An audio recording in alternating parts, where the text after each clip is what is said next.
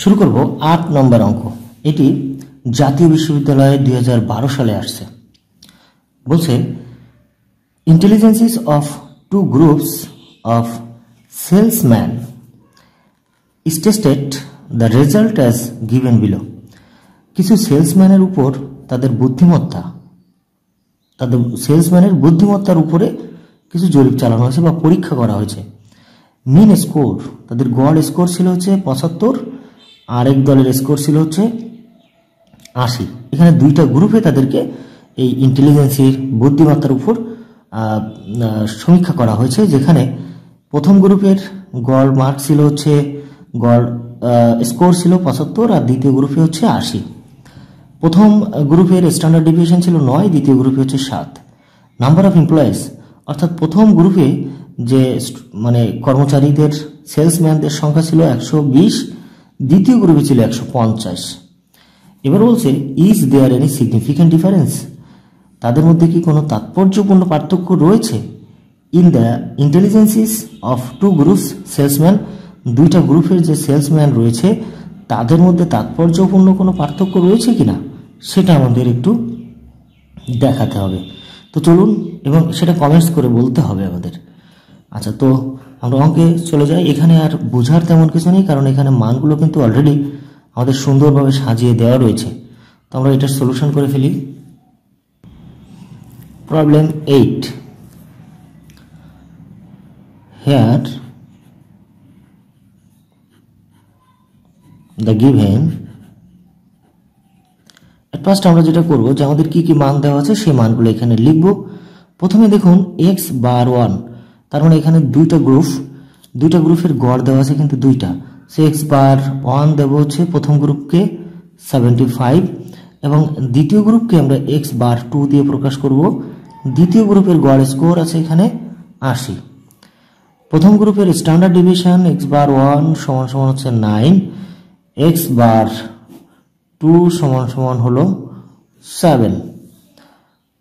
আর প্রথম গ্রুপকে n1 দেব, দ্বিতীয় গ্রুপকে দেব n2 ইকুয়াল টু 150, আর এখানে হচ্ছে 120।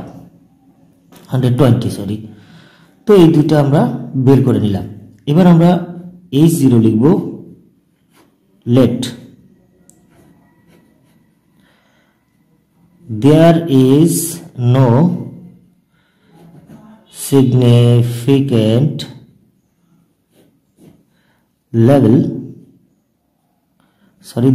significant difference between two groups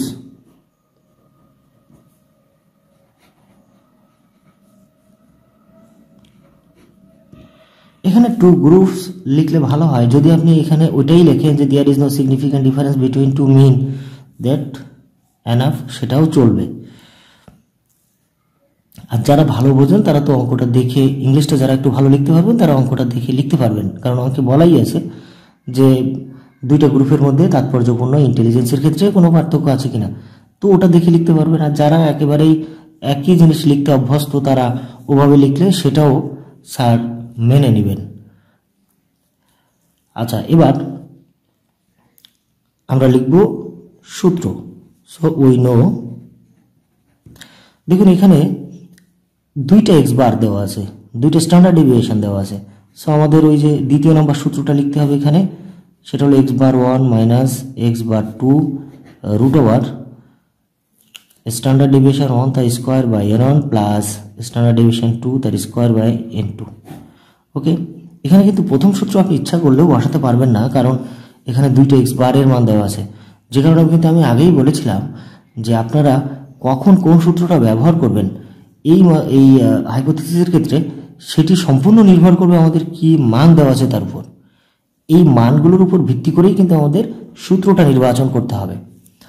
আচ্ছা, আমরা এবার মানটা বসাই। এখানে আসবে 75 মাইনাস 80, আর এখানে সিগমার মান হচ্ছে 9 তার স্কোয়ার ডিভাইডেড n1 এর মান হচ্ছে 120 প্লাস 7 তার স্কোয়ার বাই হচ্ছে 150 ইকুয়াল টু এখানে থাকবে হলো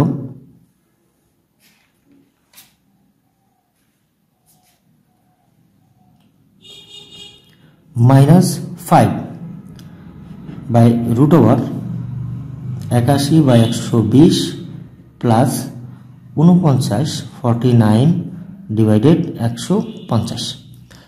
ওকে, এবার যদি আমরা এটাকে ক্যালকুলেশন করে ফেলি তাহলে কি থাকে, -5 আর নিচে 81কে 120 দিয়ে ভাগ করুন, 0.675 আসবে প্লাস 0.3267 ইকুয়াল টু -5 ডিভাইডেড, এটাকে যদি আমরা যোগ করি একবারে তাহলে আসবে হচ্ছে 1.0017 1.000849।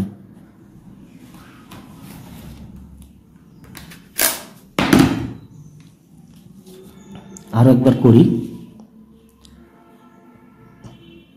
0.675 প্লাস 0.3267 ইকুয়াল টু 1.0017। এটাকে যদি আমরা একবারেই রুট করি 1.0017,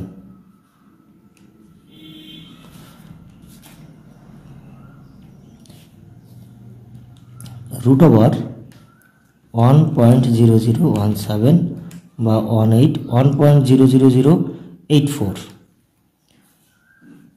equal to -5 1.00084 equal to minus, এবার যদি আমরা 5কে এটা দিয়ে ভাগ করি, 5 ভাগ আনসার ইকুয়াল টু 4.99। যেহেতু এই জাতীয় অঙ্ক আমরা আগে অনেকবার করলাম, সো এটা হবে কি, অতএব জেড ক্যাল ইকুয়াল টু 4.99, কারণ এখানে আমরা জেড মডুলাস দিয়ে 4.99 করে নেব।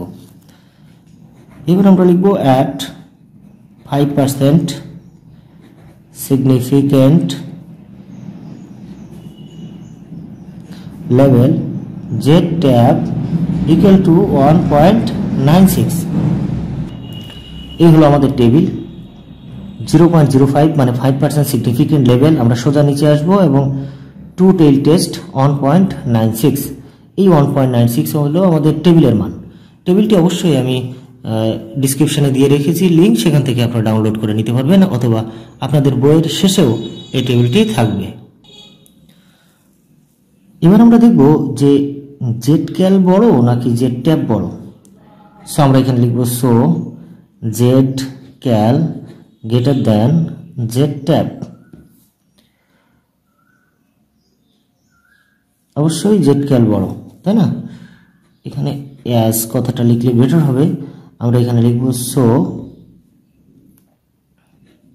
নাল hypothesis H0 should be rejected। এই হলো অ্যান্সার। তার মানে আমরা কি করলাম, ওই যে H0 কে রিজেক্ট করে দিলাম, যে দুইটার মধ্যে তাৎপর্যপূর্ণ কোনো পার্থক্য নেই, সেটাকে বাতিল করলাম। তার মানে কি দাঁড়ালো, অবশ্যই দুইটা গ্রুপের মধ্যে ইন্টেলিজেন্সের ক্ষেত্রে একটা পার্থক্য আছে। আপনারা সেটাই এখানে লিখতে পারেন। So there is a great significant difference between two groups, এটা লিখতে পারেন। যারা এটা লিখতে চান না এ পর্যন্ত লিখে দিন, হয়ে যাবে।